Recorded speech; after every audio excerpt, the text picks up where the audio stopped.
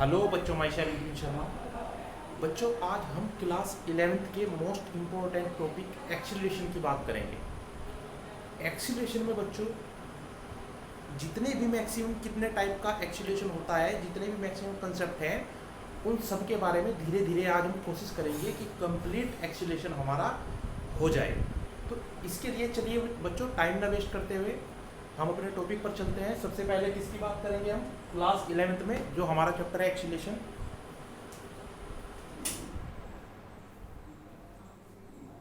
Acceleration की करते हैं बात, ठीक है। तो इसको समझाने के लिए प्यारे बच्चों, सबसे पहले हमें कुछ एग्जाम्पल देने होंगे। जैसे कि मान लीजिए ये कोई रूफ है,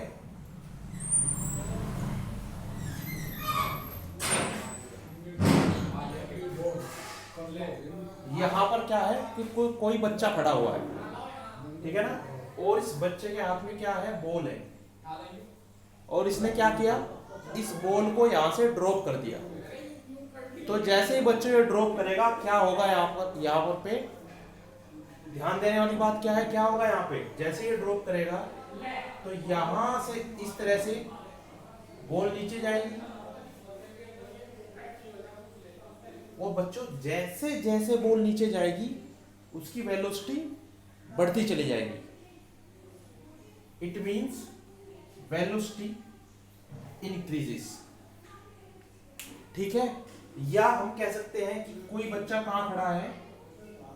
यहां ग्राउंड पे खड़ा हुआ है, और इसने हाथ में इसके क्या है? बॉल है। इसने इस बॉल को क्या किया? ऊपर की ओर उछाल दिया। जैसे ही ये बॉल को ऊपर की ओर उछालेगा तो क्या होगा बच्चों? यहाँ पे ये बॉल ऊपर की ओर जाएगी, और धीरे धीरे इसकी मैक्सिमम हाइट पर पहुंचकर इसकी वेलोसिटी घटती चली जाती है, और मैक्सिमम हाइट पर क्या हो जाएगी? वेलोसिटी 0 हो जाएगी, इस तरह से, ठीक है। तो इस कंडीशन में क्या होगा? वेलोसिटी डिक्रीज करेगी। एक्चुअली बच्चों जो एक्सीलरेशन होता है ना, ये जो चेंज हो रहा है वेलोसिटी में, जो एक्सीलरेशन होता है ये चेंज को ही डिफाइन करता है। और कितने चेंज को डिफाइन करता है? 1 सेकंड में होने वाले चेंज को। तो जो एक्सीलरेशन होता है, एक्सीलरेशन को हम क्या कह सकते हैं? Change in velocity per second is known as acceleration. या बच्चों ये तो वर्टिकल मोशन है, यहां कौन सा एक्सीलरेशन काम करता है? आपने पढ़ा है 9th क्लास में, यहां ग्रेविटेशनल एक्सीलरेशन काम करता है, जिसको हम किससे रिप्रेजेंट करते हैं? स्मॉल g से, ठीक है। या एक और एग्जांपल हम यहां पे ले सकते हैं। मान लीजिए ये क्या है? कोई रोड है, इस रोड पर यहां क्या है?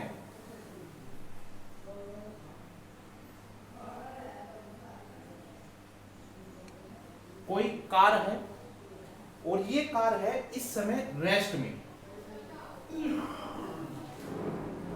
इसकी वेलोसिटी कितनी है? 0 मीटर पर सेकंड। तो जैसे हम क्या करते हैं, इसको स्टार्ट करते हैं, चाबी लगाते हैं, चाबी लगाने के बाद इसके एक्सीलरेटर पर पैर रखते हैं। जो एक्सीलरेटर पर पैर रखते हैं ना, इसका क्या मतलब है? उसको एक्सीलरेशन हम दे रहे हैं, और जैसे ही हम इसको एक्सीलरेशन देंगे, इसकी वेलोसिटी क्या करनी स्टार्ट हो जाएगी? इंक्रीज, बढ़नी स्टार्ट हो जाती है। मान लीजिए इस पॉइंट पर इसकी जो वेलोसिटी है वो होगी 10 मीटर पर सेकंड, और इससे आगे जैसे ही पहुंचेगी, ये मान लीजिए पॉइंट ए है, ये पॉइंट ओ है, पॉइंट बी पर जब ये पहुंच जाती है, इसकी वेलोसिटी हो जाती है 20 मीटर पर सेकंड। या मीटर पर सेकंड ना लिख करके एक काम करो, इसको लिखो 10 किलोमीटर पर हार, क्योंकि 20 मीटर पर सेकंड कहीं हजम नहीं होता है। 20 मीटर 1 सेकंड में कैसे जा सकती है कोई कार, ठीक है ना। तो हम क्या करेंगे? 20 किलोमीटर पर हार, यहां भी क्या कर देंगे? किलोमीटर पर हार।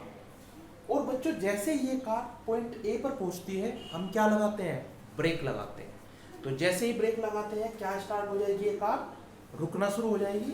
और मान लीजिए जैसे ही पॉइंट सी पर हम पहुंचे तो इसकी जो वेलोसिटी होती है अगेन 10 किलोमीटर पर आवर हो गई, और लास्ट में एट पॉइंट डी यहां वेलोसिटी कितनी हो जाएगी 0 किलोमीटर पर आवर।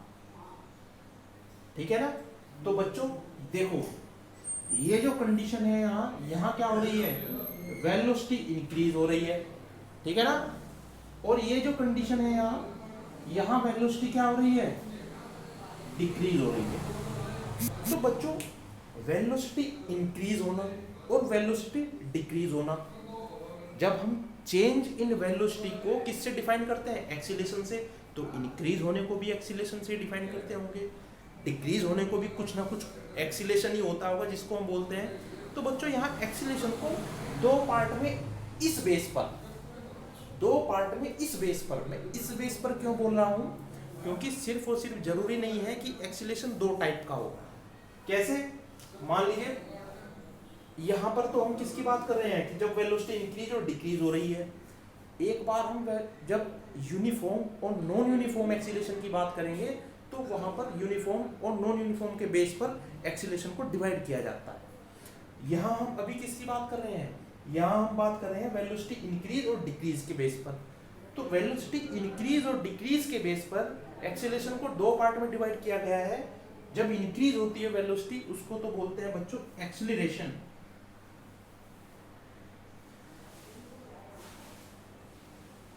और जब वेलोसिटी डिक्रीज होती है इसको बोलते हैं D acceleration.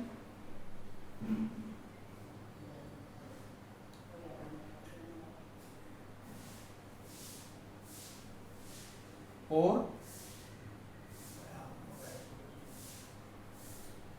Retardation, D acceleration और या फिर रिटार्डेशन। इसी तरह से ही यहां क्या हो रहा है, यहां हो रहा है एक्सीलरेशन और यहां हो रहा है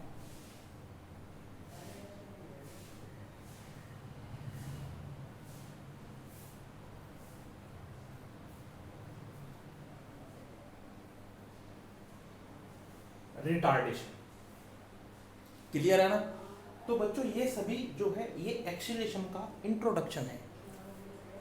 इसके बाद हम क्या करते हैं, एक्सीलरेशन की कुछ इंपॉर्टेंट पॉइंट्स लिखेंगे और फिर एक्सीलरेशन को वेलोसिटी टाइम ग्राफ के बेस पर डिवाइड करते हैं। चलिए चलते हैं।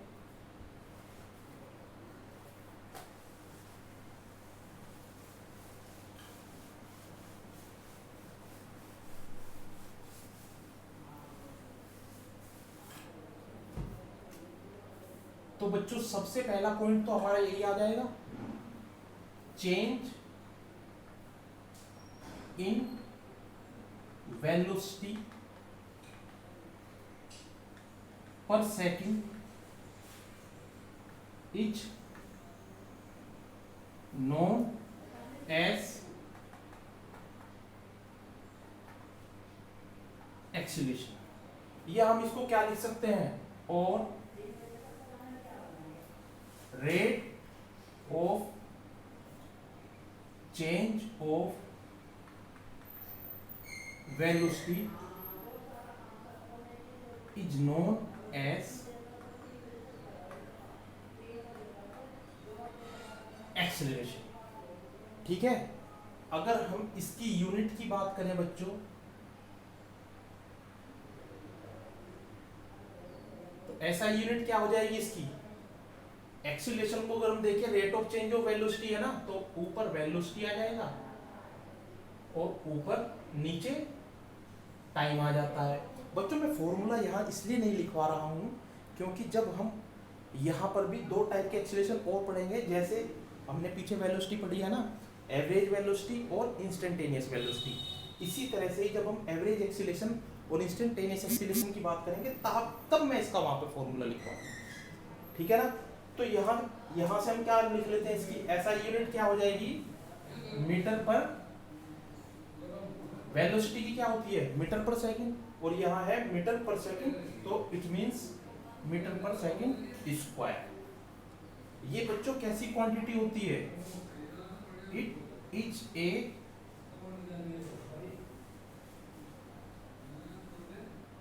Vector quantity. ठीक है। नेक्स्ट,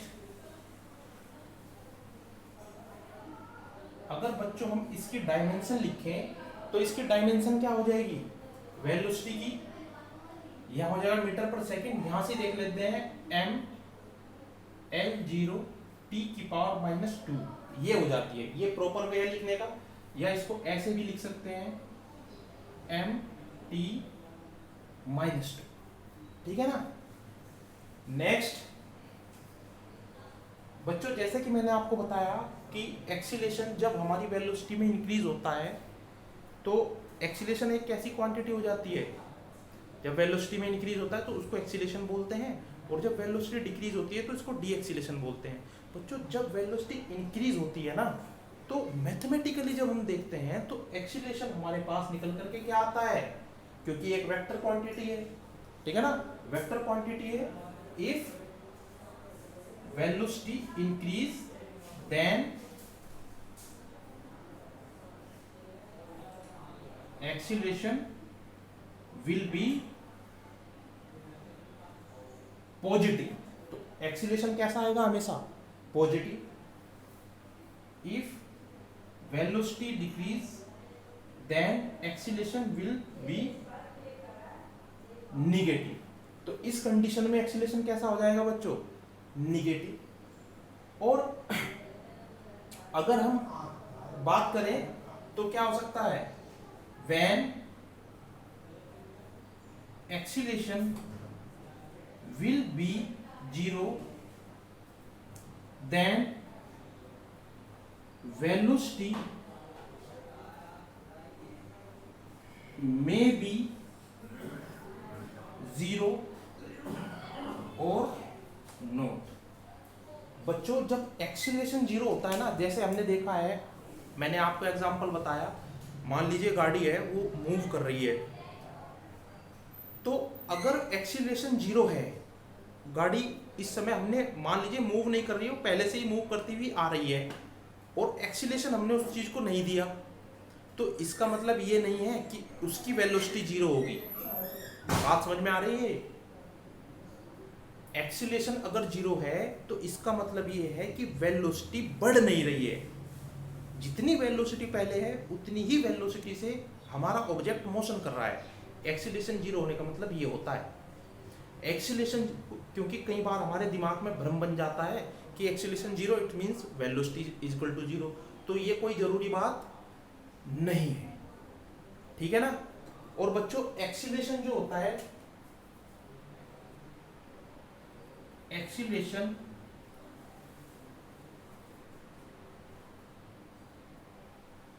will be uniform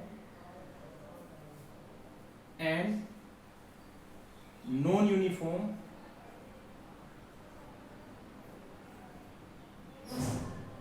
चलिए, वैसे ये पॉइंट तो लिखने की कोई जरूरत नहीं थी, ये चीजें हम अभी ग्राफ से क्लियर करेंगे, ठीक है ना। तो जो इंपॉर्टेंट कुछ पॉइंट्स हैं एक्सीलरेशन के, वो क्या है, ये है, ठीक। इसके बाद बच्चों हम एक्सीलरेशन को देखते हैं कि वो कितने टाइप से हो सकता है हमारा, फिजिकली ऑब्जर्वेशन करके हम इसकी देखते हैं। देखिए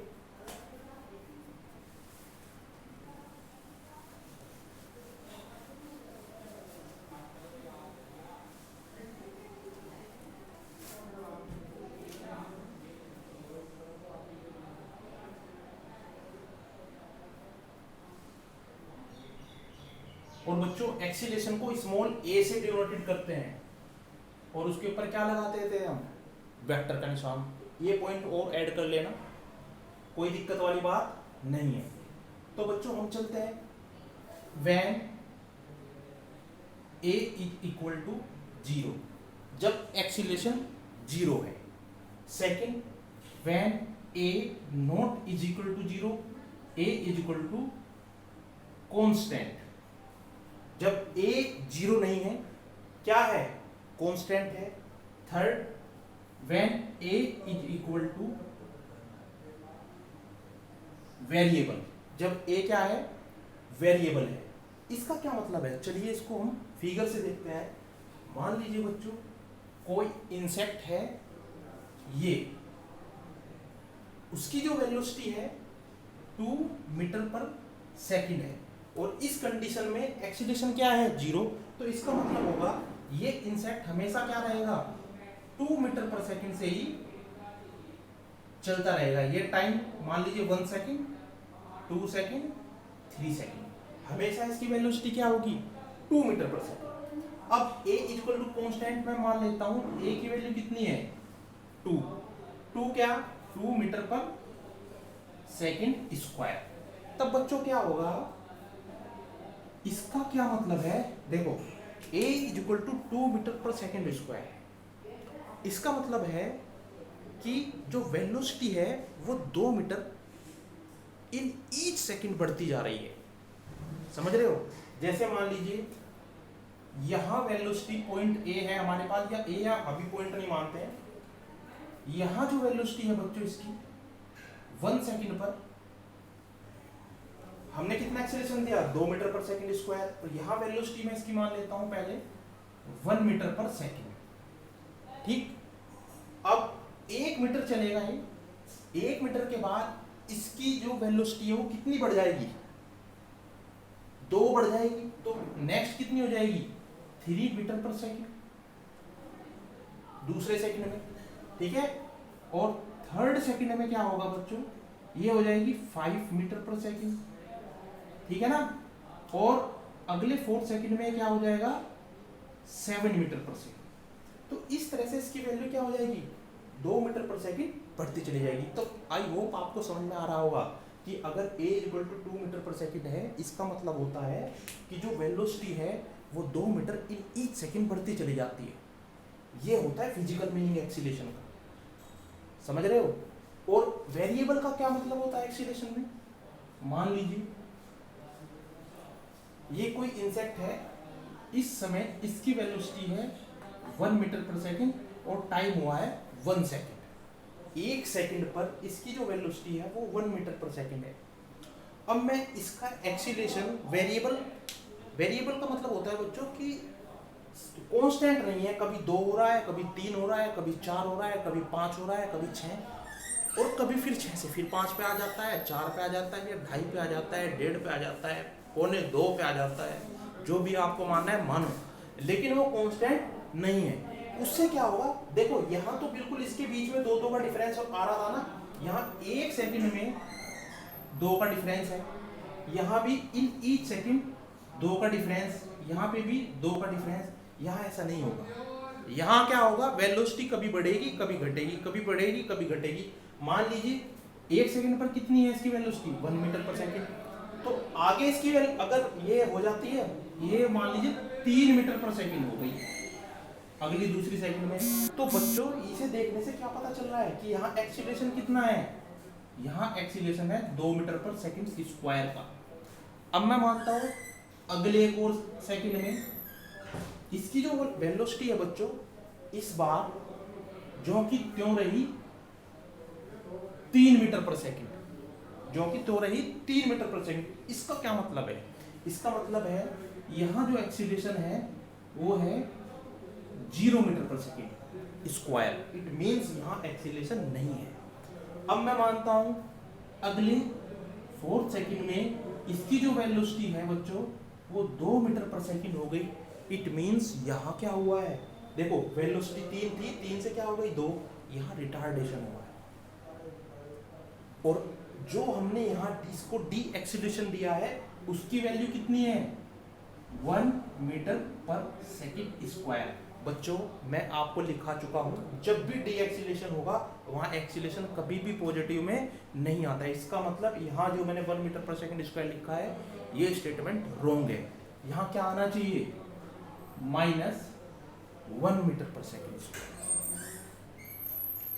समझ में आया।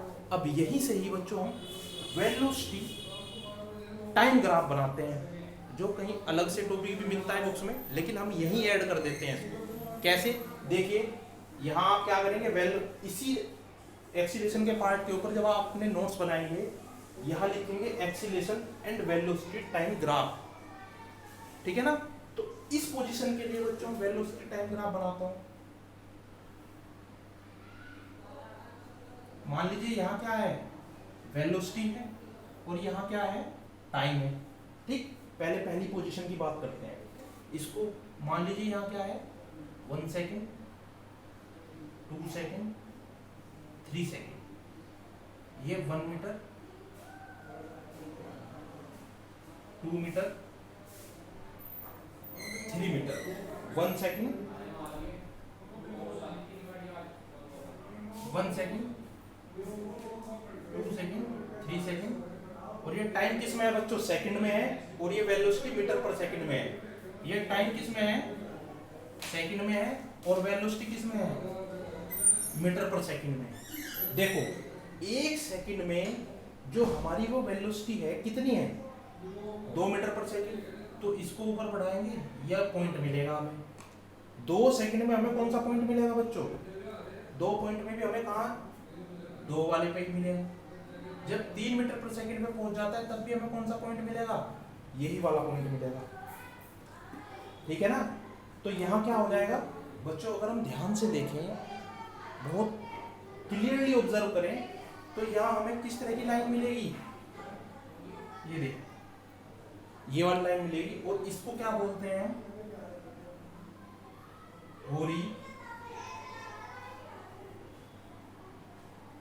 Horizontal line. ठीक है। और जब हॉरिजॉन्टल लाइन हमारी आती है बच्चों, यहाँ क्या हो रहा है, यहाँ वेलोसिटी कांस्टेंट है। ठीक है ना, यहाँ वेलोसिटी क्या है, कांस्टेंट है। तो यहाँ क्या हो जाएगा प्यारे बच्चों, अगर हम ध्यान से देखेंगे तो ये यूनिफॉर्म मोशन का केस बनता है।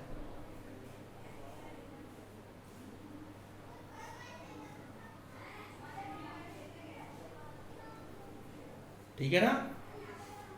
अब सेकंड के बारे में बात करते हैं, वेलोसिटी टाइम ग्राफ में बच्चों यहां ध्यान से देखने पता चलता है 1 सेकेंड,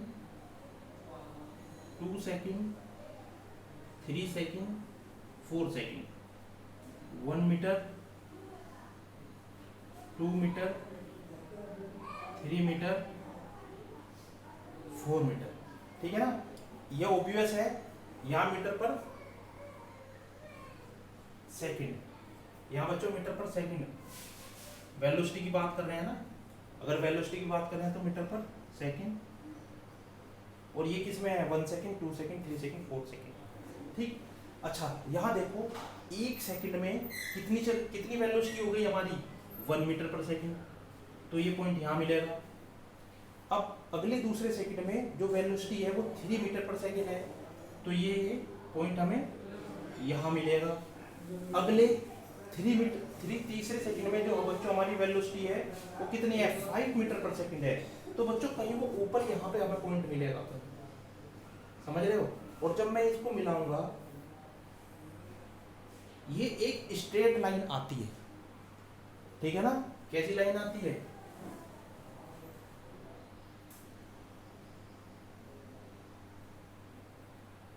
स्ट्रेट लाइन निकल करके आती है। ठीक है, समझ में आ रहा है। तो वेलोसिटी टाइम ग्राफ इस तरह से आता है इस पोजीशन के लिए, जब हमारा एक्सीलरेशन कांस्टेंट है। और बच्चों जब हमारा एक्सीलरेशन वेरिएबल है,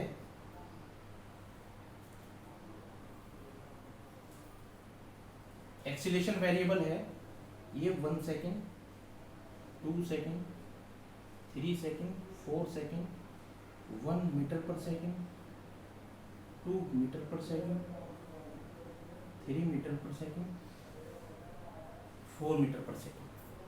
अगर यहाँ देखेंगे तो 1 सेकेंड पे कहाँ है, ये वाला पॉइंट मिलेगा। 2 पे कहाँ चला गया ये, 3, ये वाला पॉइंट मिलेगा। 3 पे बच्चों कहाँ चली गई, अगेन फिर 3 है, ये पॉइंट मिलेगा। 4 पे बच्चों कहाँ चला गया, 2, तो हमें ये पॉइंट मिलेगा। अगर बच्चों में इसे मिलाता हूँ तो हमें इस तरह का ग्राफ मिलता है, और इस ग्राफ को हम क्या बोलते हैं, कर्व। तो यहाँ कैसा मिलता है हमें, कर्व। और ये कैसा है, नॉन यूनिफॉर्म एक्सीलरेशन का केस है। ठीक है ना, और ये यूनिफॉर्म एक्सीलरेशन का केस है। समझ रहे हो, ये कैसा केस है, यूनिफॉर्म एक्सीलरेशन, यूनिफॉर्म ग्राफ नहीं बोलेंगे, यूनिफॉर्म एक्सीलरेशन वाला केस है।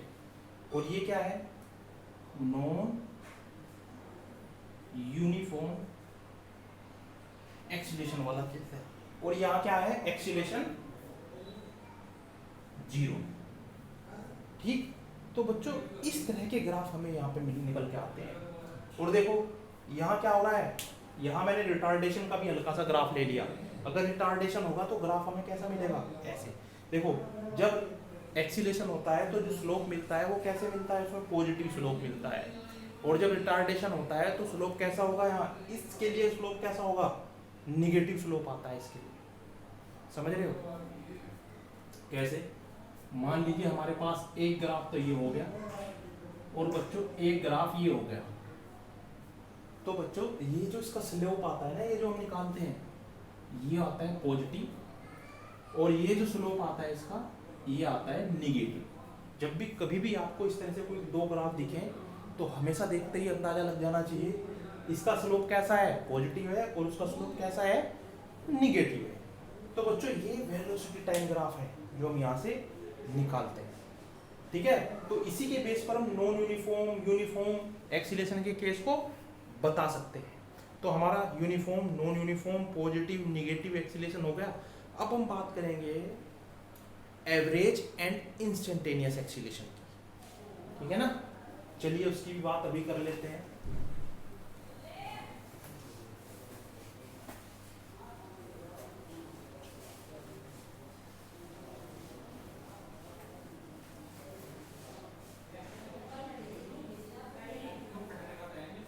सबसे पहले बच्चों हम किसकी बात कर लेते हैं, एवरेज एक्सीलरेशन।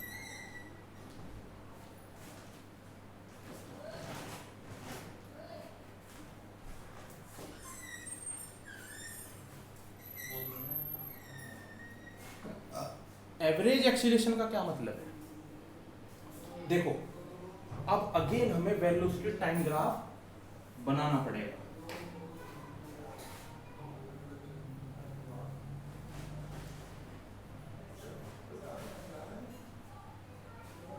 और बच्चों मैंने इसका ग्राफ कैसा बनाया, स्ट्रेट लाइन। ये देखते ही समझ जाना चाहिए हमारे पास एक्सीलरेशन कैसा है, कांस्टेंट है। ठीक है, तो बच्चों जो एवरेज एक्सीलरेशन होता है, एवरेज एक्सीलरेशन को ऐसे रिप्रेजेंट करते हैं, इसके ऊपर या तो बार लगा देंगे या हम और वेक्टर लगा करके इसके नीचे छोटा सा सुफिक्स में ए वी लिख देते हैं जो रिप्रेजेंट करता है एवरेज को। ठीक, तो बच्चों ध्यान से देखें, अगर हमें कहा गया कि कोई बॉडी इस पोजीशन पर है, v1 वेलोसिटी है और यहाँ पर v2 वेलोसिटी है, इसको हम इधर मिलाते हैं, ये पॉइंट मिलेगा, इसको हम इधर मिलाते हैं तो ये पॉइंट मिलेगा। ठीक है ना, तो यहाँ क्या आ जाएगा, इसको नीचे मिलाएंगे तो यहाँ T1 मिलेगा और यहाँ T2 मिलेगा।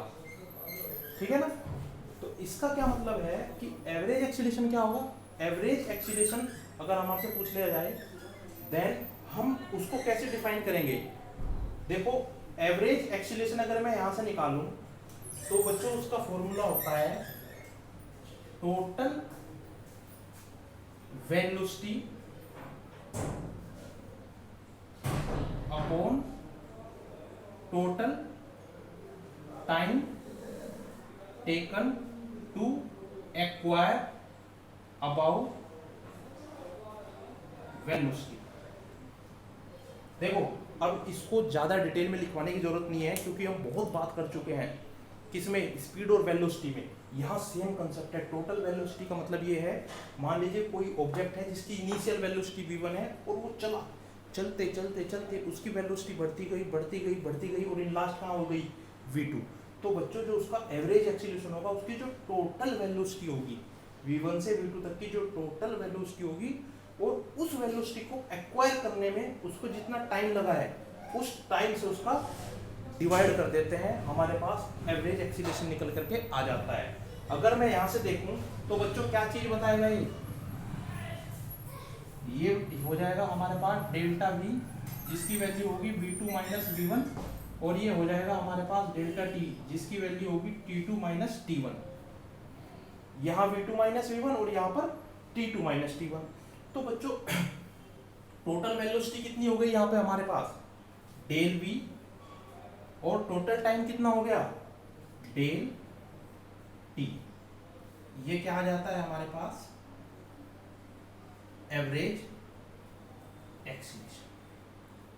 ठीक है, और इसको अगर हमारे पास ग्राफ है, ग्राफ से कैसे निकालेंगे, ये क्या होता है, स्लोप। तो एवरेज एक्सीलरेशन को हम ऐसे भी लिख सकते हैं, will be equal to slope of velocity time graph. Slope of velocity time graph will be tan theta is equal to perpendicular upon base। तो या तो आपको ग्राफ दिया हुआ है, वहां से भी एवरेज एक्सीलरेशन निकल जाएगा, या बच्चों आपको क्या दिया हुआ है, ग्राफ ना दे करके उसने ओरली पूछा है, कोई गाड़ी है जिसकी इनिशियल वेलोसिटी इतनी है, फाइनल वेलोसिटी इतनी हो गई, और इसने इतने टाइम में ये चीज़ एक्वायर की है, तो उसके लिए एक्सीलरेशन बताओ। ठीक है ना, तो यहाँ से ये सारी चीज़ें कैसे हो जाती हैं, बड़े आसानी से निकल जाती हैं। नेक्स्ट बच्चों हमारे पास जो है एवरेज एक्सीलरेशन के बाद इंस्टेंटेनियस एक्सीलरेशन। क्या है, इंस्टेंटेनियस एक्सीलरेशन।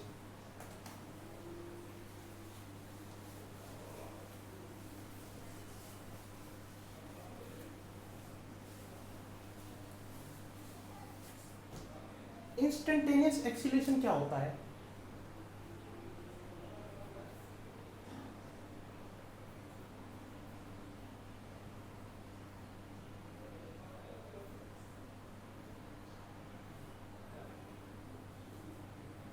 इंस्टेंटेनियस एक्सीलरेशन क्या होता है बच्चों, इंस्टेंटेनियस एक्सीलरेशन होता है, जैसे हमने पहले इंस्टेंटेनियस स्पीड, इंस्टेंटेनियस वेलोसिटी पढ़ी थी ना, सेम ऐसे इंस्टेंटेनियस एक्सीलरेशन का भी कॉन्सेप्ट है। मान लीजिए हमारे पास क्या है, सेम पहले वाला ही ग्राफ है, ये पॉइंट V1, ये पॉइंट V2, इसको इधर मिला है, इसको इधर, ये नीचे, यहाँ T1, ये T2, तो ये क्या हो जाएगा डेल्टा T, और ये क्या हो जाएगा डेल्टा V। अब बच्चों इंस्टेंटेनियस का मतलब होता है acceleration at any instant is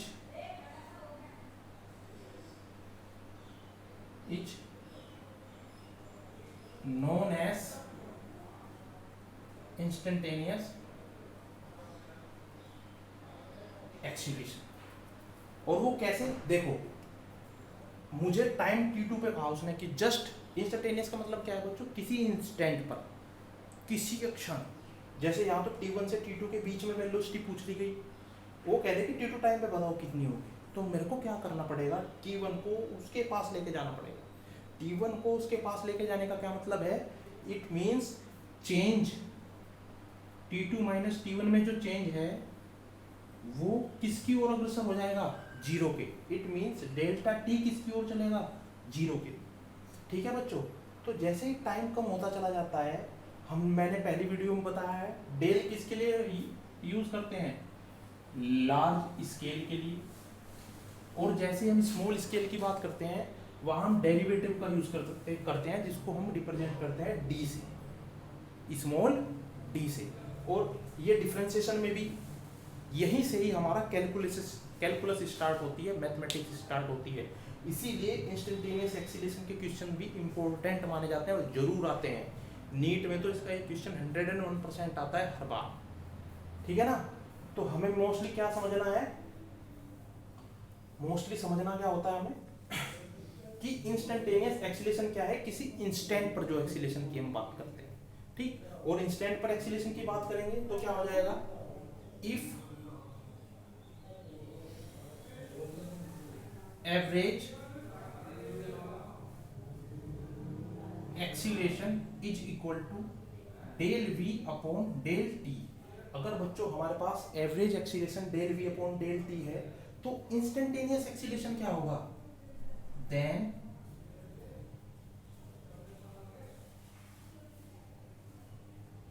instantaneous acceleration क्या होगा, सोच के बताओ, क्या करेंगे, लिमिट ले लेंगे, और मैंने बताया ना टी को टाइम को बिल्कुल छोटा करते चले जाते हैं, इन दोनों के बीच में जो स्पेस है उनको छोटा कर देंगे। कुछ बुक में आपको ऐसे मिलेगा limit t to t plus d t. बच्चों उन सभी का वही मतलब है जो मैं बता रहा हूँ। यहाँ क्या किया हमने, टाइम को छोटा कर दिया।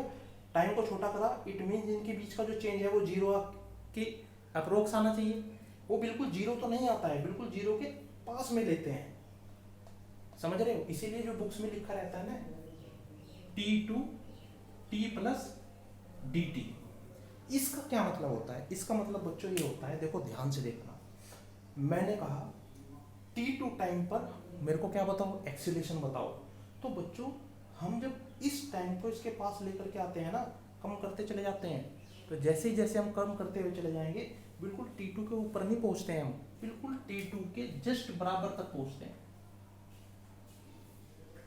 समझ रहे हो? जब T2 के जस्ट बराबर तक पहुंचेंगे और इसको मान लेता है वो T, ठीक, और इसके बराबर की वैल्यू को ये बिल्कुल जरा सी ना इसको dt मानता है, इसलिए T को क्या कर देता है वो T plus delta T plus dt, फिर वो लिमिट को दिखाता है। लेकिन हम क्या कर रहे हैं, हम सीधा कह रहे हैं कि जब T1 और T2 के बीच का हम गैप ही तो कम कर रहे हैं। जब गैप कम कर रहे हैं, if average value acceleration is del v upon del t, then instantaneous acceleration क्या होगा, जो डेल्टा t है उसको जीरो की ओर लेके चले गए, और यहाँ क्या आ जाएगा del v upon del t, और इसको रिप्रेजेंट करते हैं हम dv अपॉन dt से, क्योंकि बच्चों एक्सीलरेशन हमेशा वेलोसिटी के लिए हम काउंट करते हैं, तो v है वेलोसिटी, इसके ऊपर क्या आ जाएगा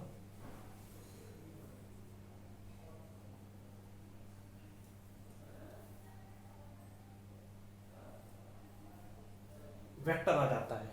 और फाइनली हमारे पास जो इंस्टेंटेनियस एक्सीलरेशन का फॉर्मूला निकल के आता है वो आता है a instantaneous is equal to dv upon dt।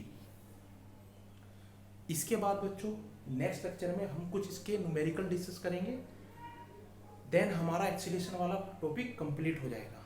Then after that vertical motion start करेंगे या इक्वेशंस ऑफ मोशंस।